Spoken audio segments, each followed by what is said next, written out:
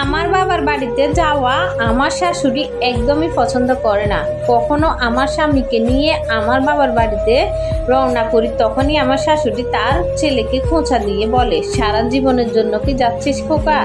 জানি না বাবু, তোর শ্বশুরের তো আবার ছেলে নেই, বলাও তো যায় না, তোকে আবার ঘর জামাই করতে পারে। এই কথাগুলো আমার শাশুড়ির মুখ থেকে শোনার পর আমার অনেক খারাপ লাগে।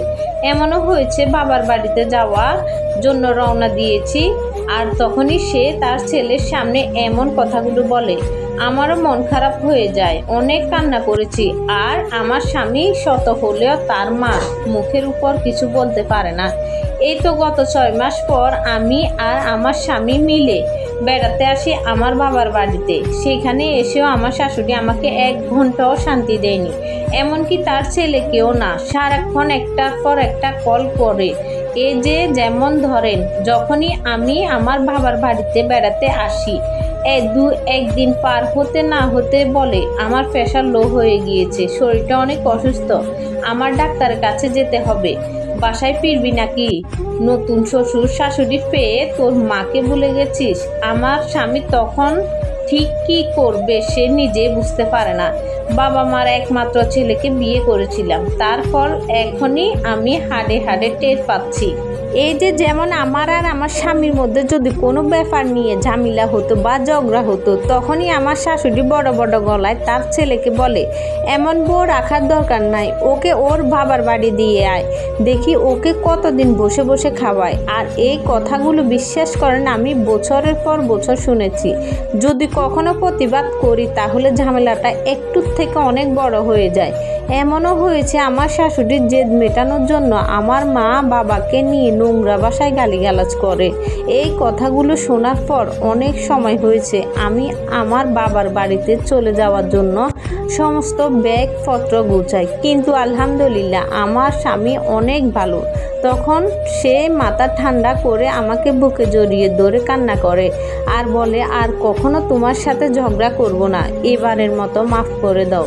আমি যখন প্রেগনেন্ট ছিলাম তখন আমার বাবার বাড়িতে ছিলাম। কারণটা হচ্ছে আমার যখন 6 মাস পার হয় তখন আমি একদমই কাজ করতে পারতাম না। আর তখনই আমার শাশুড়ি বলে, বাবার বাড়ি থেকে বাড়ি এসো, কিন্তু আমার স্বামী আমাকে একদমই আসতে দিত না। যাই হোক, এরপর আল্লাহর রহমতে আমাদের একটা কন্যা সন্তান হয়। আমরা দুজনে অনেক খুশি ছিলাম, কিন্তু ব্যস্ততার কারণে আমার স্বামী দেখতে আসতে পারেনি। এমনকি আমার শাশুড়ি কিন্তু ফ্রি ছিল, সেও আসেনি, কারণ তার কাছে কন্যা সন্তান একদমই ভালো লাগে না। সে শুরুতেই বলতো, আমার সংসারের প্রথমে আমি বংশের প্রদীপ চাই, কিন্তু আমি তাকে কিভাবে বুঝাবো, এগুলো তো আমাদের হাতে নাই। সেসব কিছু বোঝার পরও এরকম ভান ধরে থাকতো।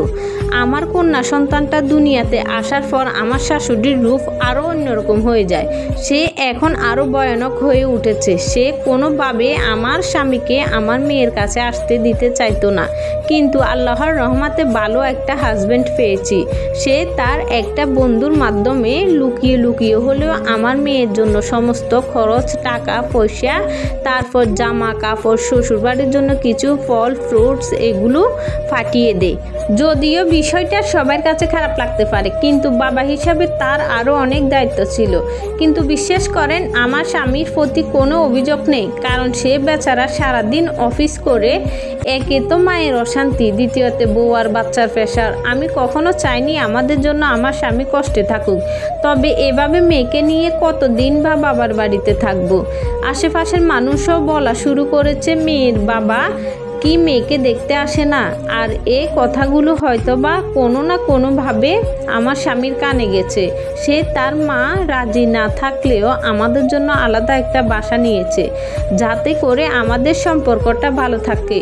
কারণ আমার শাশুড়ির সাথে থাকলে নানান দিন নানান ধরনের ঝামেলা করে থাকে। আলহামদুলিল্লাহ, এমন একটা স্বামী পেয়েছি যা মুখ ফুটে বলার আগে সব দুঃখ কষ্ট বুঝতে পারে। আর এই স্টোরিটা একটা আপুর লাইফ থেকে নেওয়া।